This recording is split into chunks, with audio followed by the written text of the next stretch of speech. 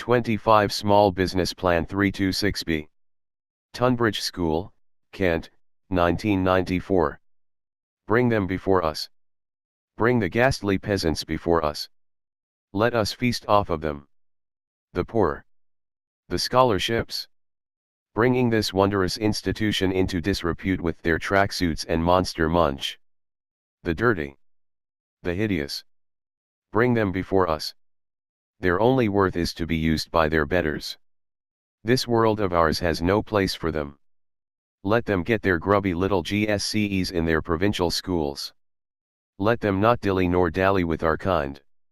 Let us burgle their innocence. The words of the chief mole sent terror into the hearts and minds of the 4 scholarship boys the second they were uttered. Treated as inferior from the outset, despite their academic brilliance, due to the fact that their stock was not, well, what was desired. The mole indicated to the minor moles that they begin their endeavor, lowering the boys' trousers, boys who were mostly bigger than their buggers yet with fear bearing down on them from above. They meekly allowed themselves to be jostled into position.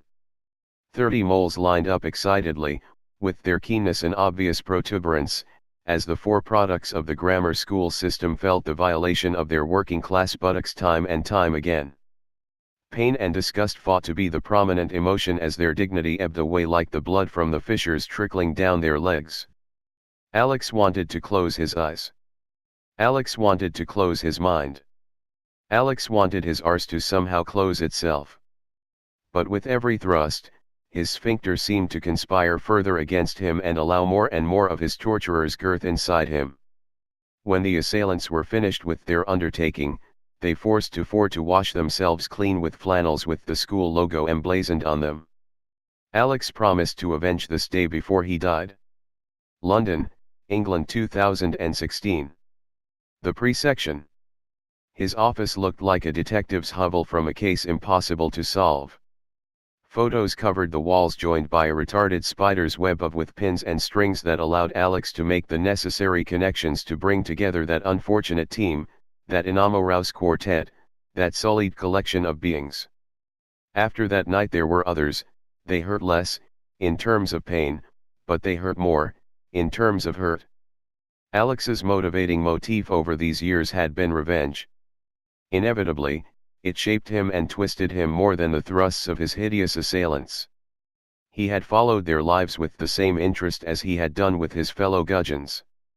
Of course, the perpetrators were easier to find than 3 sad figures who skulked away from Tunbridge with no better A-level results than they would have obtained from their local comprehensive.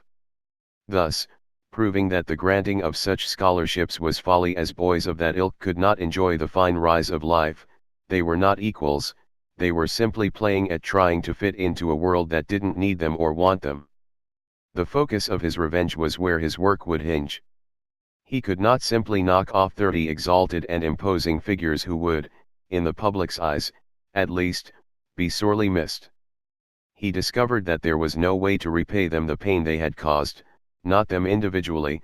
Their crimes would go unpunished and they would live their lives under the belief that their doings were free of wrong. Little more than a lesson for the oiks.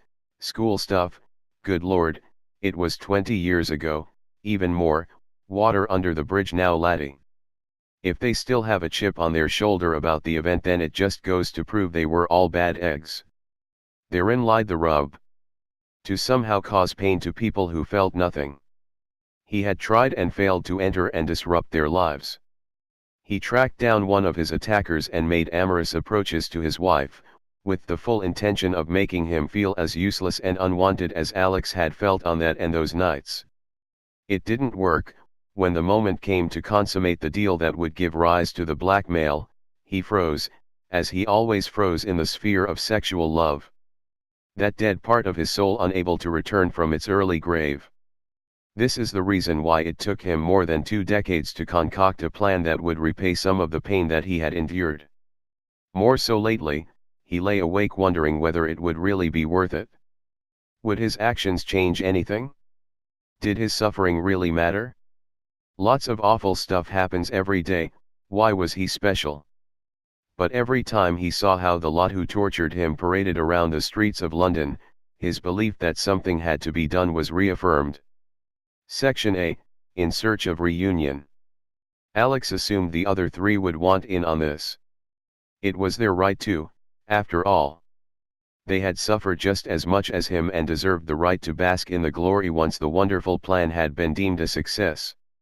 At this juncture, merely a simple pair of issues thwarted the foregoing: he didn't have a plan and he didn't know the whereabouts of the others. The internet would help him in this quest, and before he even had a chance to sip his freshly made coffee, he discovered that one of the four was already no more. Barry was found in a bedsit in 2002 with a needle hanging out of his arm, what the press entitled an accidental overdose due to the stress of the court case he was involved in. Court case. Barry, were you trying to make amends? Indeed he was. He had coaxed three of the vile rapists to confess/boast about their doings after they took him into their confidence after promising them a never-ending stream of lovely boys. Some characters marry and live respectable lives, yet their most sordid dealings will always find a way back onto their agendas. Barry was convinced he had enough to take down at least two of them for a long time when at the earliest stage of the proceedings the judge, a personal friend of one of the families, dismissed the case on the grounds of entrapment. A few days later Barry was found dead. A clean-living boy who apparently hid a heroin addiction over years. The coroner's report stated that it was a single, high dose that killed him and that his metabolism was not consistent with a long-term user, but the judge decided not to bear this in mind. It's all there, in white and white on the internet, the truth. Anyone can see how this was a fit-up, yet nobody cares, nobody does anything. The judge said this: we think this. The other two took longer to find. Mark had changed his name and was living in Canada in a commune. They had renounced all forms of modern communication and could only receive notice from the outside world via the medium of dance. I resolved to inform him once the revolution had been a success in the appropriate manner. Alan was still living in London but was reticent to meet. I managed to persuade him and we set a date for the next day. The last time I had seen Alan, his fear-stained glance penetrated my gaze almost as much as my rear assailant's thrust. For years I saw that face, filled with dread, every night as I fought the demons toward sleep. His face becoming mine as I closed my eyes until the fear forced them open again. I didn't recognize him at first. I somehow expected him to look the same as before, like the fucker would appear in the school uniform almost. After the two of us sitting at the end of the bar for 15 minutes in an empty pub, I sidled over and said, "Alan." There was a kind of laugh, not an "oh how incredibly funny this is just the beginning of a wonderful night" kind of laugh, but a laugh, nonetheless. I apologized and said I hadn't recognized him. He told me he knew I was Alex, but was in no hurry to start this. We sought out a table. "I guess there is no real need for a 'how the hell have you been' interlude," I began. "I want to do something to them, hurt them like they hurt us. Make them stop. Are you in?" I pleaded. "How?" was his simple response. "I don't know yet," was my pointless one. "You can only hurt something that feels pain. You know that? Oh, you could turn up with 4 mates and pummel one of them, maybe even kill them. But you would never get away with it. And, indeed, isn't the only way to make them feel the hurt we felt to do the same to them? What do you suggest? Rape their children?" Alan said. "No. I mean, of course not. I tried to explain. You don't know what you want. Until you do, you will never be free of this. Those nights made me what I am, for bad or for worse. I knew I could never escape from this destiny. That's what I told Barry when he came for aid. I have become just as soiled as our posh chums. For a while after school I was a type of Mr. Mistress for a couple of them, others vying over my attentions, with a hefty allowance for the price of my silence. But time passes for us flowers, and stems wither, and petals fall. Their tastes never age. My role then became the provider of the provided. Seeking out my replacements. The hefty fee remained and I have enough dirt on them to cause a scandal, maybe even a ruckus, but they won't do time. You must know that. You are asking the system that they control to judge them and sentence them. They could be filmed getting a blowjob off a boy on one of the lions in Trafalgar Square and they would not set foot in a prison. I'll live a wealthy death whilst I am alive on this planet. I do hope there is no one to answer to when I leave it, which will be soon, as I am dispensable and they have the means to dispose of me. Leave it, Alex. I did not expect that. I'll admit that is not how I envisaged that this would go. I need to think. If you insist on doing something, it has to be massive. You will die as a result of your actions. For us though that is not a concern as we have not been alive for years. I assume you are equally dead on the inside? Shall we go through the rigmarole of the meaningless questionnaire? Married? Children? Lover? Close friends? Any meaningful contact with the human race? Of course not. If you had, you would not be here, and as you haven't, you can only be here. Alan continued. What do you mean massive? I was coming across as a brainless fool. Storm the Winter Palace, in time for the 100th anniversary. Make enough of them hurt to appease your pain. Thousands might do something. But it will be a hollow victory. If you win, don't expect any revelation. I read your book by the way, absolute drivel, totally transparent and obvious. You're clearly hiding all of your life experience and writing some made-up toss you don't feel. Top up. Alan smiled. That was definitely a change of tack. He was right, about my plan, or lack of it, about not going to change anything, about my book, and about the drink. My shout, same again. I asked. We talked for another hour. He told me of happy memories from Tunbridge. He told me of happy afternoons spent in the arms of men who had once been thieves of his affections who now laughed like lovers. He told me that insofar as was possible, he had not let those nights ruin his life, despite the fact that they were present on a daily basis. He was a heterosexual virgin and a homosexual whore. His parting advice was to make them feel like they controlled everything and were getting something far, far beyond the reach of the mundane. We promised to keep in touch and raised a glass to Barry.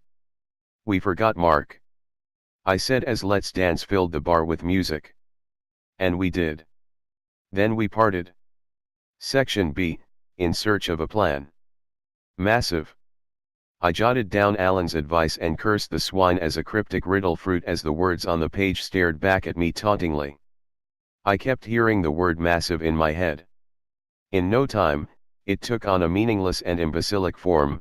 Its sounds mocking my brain as it pulled me desperately towards some sort of idea. I made myself a coffee and returned to the matter of paying the bills. I had a couple of invites in my inbox. The book Alan mentioned had been a great success. It is piffle, undoubtedly, but the kind of piffle that sells, the kind of piffle that gets made into a film with the blonde off friends and whichever chisel-jawed Hollywood muppet is en vogue at the time. Just as my arse was public domain at school, my art also is for the world to enjoy. I tell myself that I am capable of surpassing Heart of Darkness or Catcher one day, but in the meantime, this 7-figure income helps abate the pain. For some reason, I have been invited to give a short reading at Glastonbury between sets. I have not heard of either of the artists who have requested me, though if they consider my writing to be of any worth, then their music must be far from enjoyable. They really are a license to print money, these festivals. It always looks so much better on the telly. The reality is misery in mud surrounded by dreadful human beings who are less interesting high than sober. Then the word massive returned. The word massive was ready to show me what it could do. Imagine a festival only for rich kids, I mean super rich kids, not someone who would work all summer and scrimp to pay for tickets. Kids who have so much wealth that it would not matter if you charged them a ton or a million for a festival. Indeed, the more it cost, the more likely they would be to want in. Exclusive. No riffraff. I believe that this could be the proem to an idea. Why did I never use words like that in my books? Quite simple, this is the story I want to be read. Section C, a plan comes into being. This is how it happened with my last novel. Sitting around for a bit doing nothing. Idea. Outpour. Product. Profit. It's that easy to sell 8 million copies of Piffle. More people have read my pitiful works than they have those of most of the people who inspired me to put pen to paper in the first place. My biggest break was the general stupidity and lack of need for artistic fulfillment on the part of my readership. Anyway, since the moment of inspiration I have managed to use my considerable and undeserved fortune to good use. The more I think about it, the more I see the similitudes in what happened to me in that delightful 17th century vaulted room was simply a less literary version of what I do to my readers. To save space here, I will outline the basics of my plan. I have organized a festival that will take place on the luxurious island of Vova, a popular spot with the wealthy. This will not be your typical mud and tents type festival. Everything will be super luxury. Oh God, I can't even write it. Of course, it won't be. I will fool them into thinking they are getting the experience of their lifetime, whilst giving them the experience of their lifetime. Stay with me, it'll be worth the ride. They think they will be spending time with models and rock stars, but I'm getting ahead of myself. The rules are simple, the festival is only open to successfully profiled rich kids, between 18 and 25, kids who have never worked a day in their life, nor are likely to. Kids who have never wanted for anything but who will soon offer their fortunes for a sip of water and an air ticket home. It might bankrupt me, it might kill me, but it will be fun. The first thing to do was drum up interest.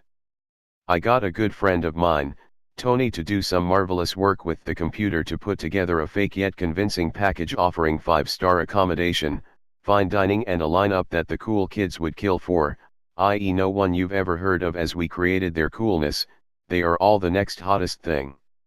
You've never heard of them? Where have you been living? None of them would ever admit that they had no idea who they were going to see, let alone that they might be wrong about their magnificence. If you're not cool enough to be one step ahead of the game, you're not welcome here. Anyone can see an artist who has sold 10 million records. Do artists still sell records? Oh, I'm cool too. The art is in seeing them before everybody else. The emperor's new, diamond-encrusted iPod, so to speak. So, with the lineup in place, artists paid a 20 grand appearance fee for not turning up and fake brochures showing the lap of luxury. It was time to advertise. Here we got real models to upload Instagram photos of themselves checking out the festival site on a pre-festival reconnaissance mission. Of course, we just sent them to some wonderful location and had them posing in bikinis in the sort of place your average rich kid would love to spend a weekend in like-minded company. We had to make certain that the people in attendance would only be people worthy of such treatment. We did not want someone scrimping and saving to get a ticket, selling their wares to get a spot on the coveted plane. Quickly, we devised a vacuousness certificate which had to be compulsorily completed by applicants to be granted a ticket. This certificate covered various aspects of the brat's upbringing, namely 2, expulsion from a major private, public, educational establishment, verified parental assets in excess of £10 million, never having worked a single day, disciplinary proceedings resulting from abuse of power/bullying, narcissistically active on social media, proven distaste for the lower classes, and the tiebreaker, why they should be allowed to attend the festival. As you can imagine, the responses became rather competitive as we announced that we had been flooded with applications. Of course, we hadn't, people were still not taking us seriously, though a minor snowball was in evidence, and that we would have to be highly selective on who was allowed to attend. We offered early applicants the chance to redo their certificates to have a better chance of getting in. Before we move on to the description of the actual festival, well, the description they were given, the actual festival will be somewhat different. I'd like to share with you one of my favorite application forms. Name, Auxurious Wigbert Smythe de Haviland Richmond Brighton. Educational background, failed every subject at Eton despite knowing the answers. Made daddy make an extra contribution of £4 million to have them pass me and leave the place, and did a huge turd in the font in the chapel. Parental income, father's personal fortune in excess of 1 billion GBP. Disciplinary issues, regularly abuse staff at home from hideous places such as, like I can remember the names of these hovels and other hell holes.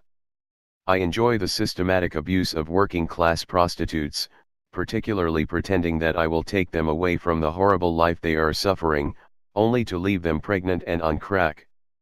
Currently I have notched up 27 victims of this sort. As far as I know, I have been involved in 2 drink driving incidents that resulted in deaths. Both times they were lower-end scum or foreign with no chance of legal counsel equivalent to my own. Employment history, none. No intention to work.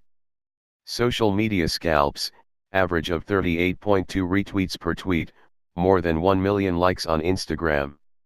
Had Cristiano Ronaldo like a photo of me in my swimming trunks. Why should I be allowed to attend? Because I am more essential to the success of your event than anyone else on this planet. Without me this event is nothing.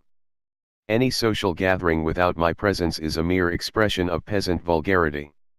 Really, you should pay me to go, but money has no meaning, so I would gladly pay double. I genuinely can't wait to get out there and show those darkies what for. We said in the publicity leaflet that all of the staff had a curious disorder that meant they actually enjoyed being abused rather than treated well. In fact, I will make you an offer of £20 million now for 10 of my friends to attend. What does it matter? Daddy can make that while I am away. There were worse ones too. You'd be surprised how imaginative people can get when pushed. Once we had applications of this nature, to be fair to Uxurious, his backing did pull in some big-name fools, plus his 20 million more than paid for the event. He transferred the money without the standard buy, nor leave, and interest was starting to increase. The plan was for the last weekend in May. It was now February and freezing, so some nice promotional sunshine videos were needed. I now had enough money to employ a full-time team to create the effect of the festival, and another to plan the actual events that would take place on the island. This is what they were signing up for. Exuberant Elite Festival. The time has come to enjoy more than just a festival. The time has come to enjoy an expression of who you really are and how your entourage wishes to make the most of surroundings beyond the grasp of so many. No more queues, no more endless lines to eat tasteless vegetarian burgers, no more smelly tents. The time has come to forget wristbands. If you are on the island, you are part of the festival. If you are part of the festival is you.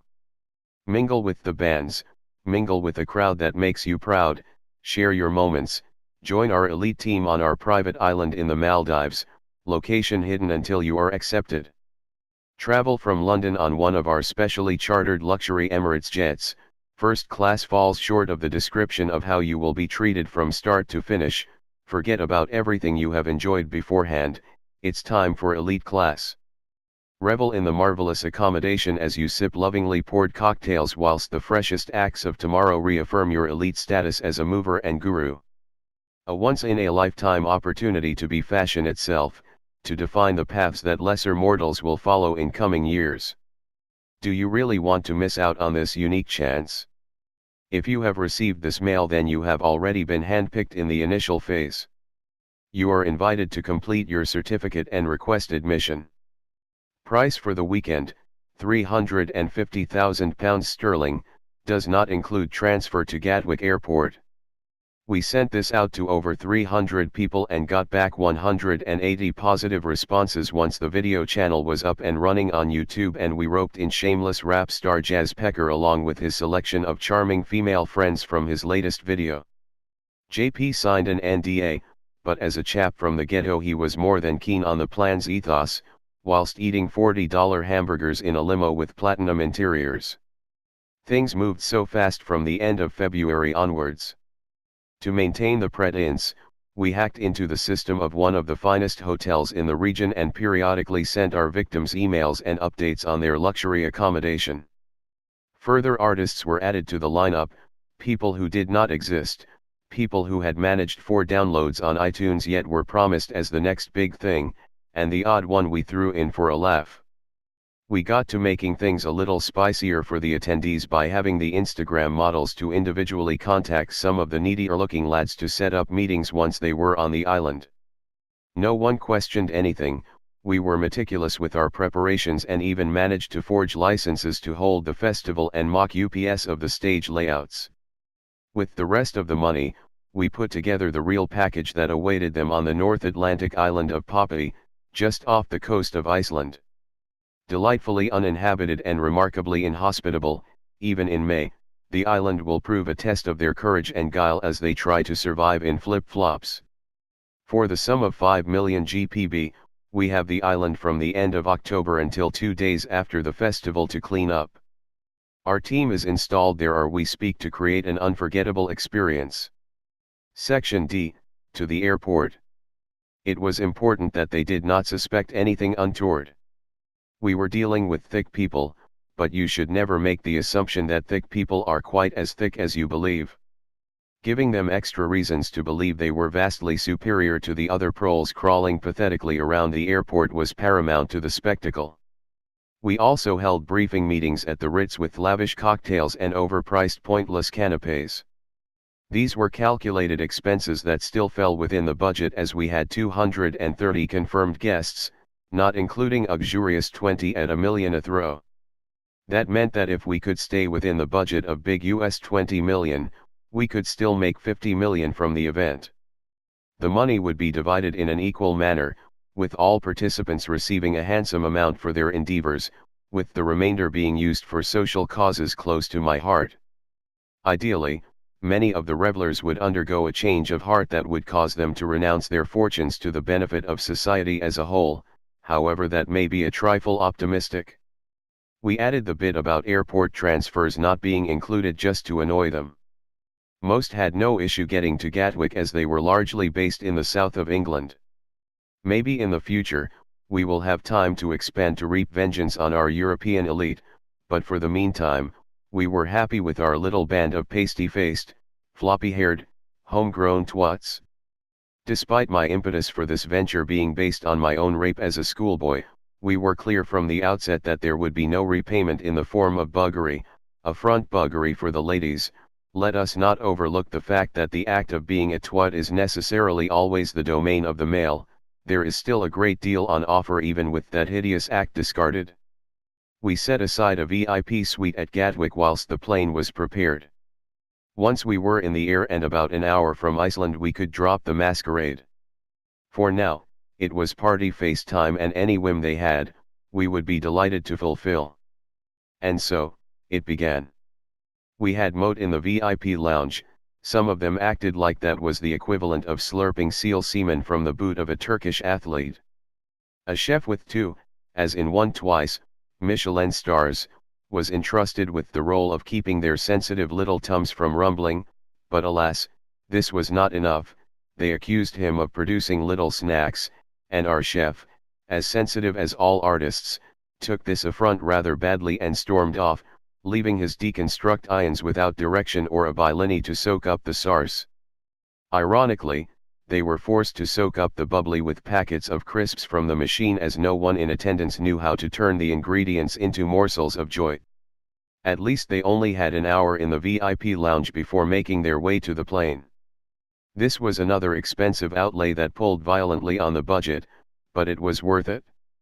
The Emirates A380 is rumored to be a fine example of aviation technology. I will not know for the time being as I am monitoring things from the London Ho with my team of 8 assessors. I had a spy on the A380 who would record the events and relay them onto me so that I could verify for myself the worthwhile nature of the expense. They will land at Akureyri Airport in the north of Iceland.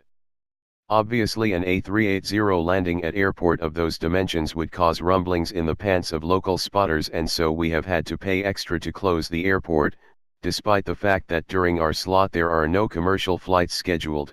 Transfer from the plane to the island will be one of the key points of the adventure. They must believe at the beginning that they have merely been the victims of misfortune, they are not being kidnapped, not yet. Things have just got off to a rather disappointing start. Another nice touch has been to install a kind of digital anti-communicator, my IT guy came up with the term, that will simply bounce their social media quibbles off the island and store them indefinitely whilst giving them the impression that they had been posted, yet none of their followers had reacted, liked, or shared their post. A truly painful thing to inflict on such vanity.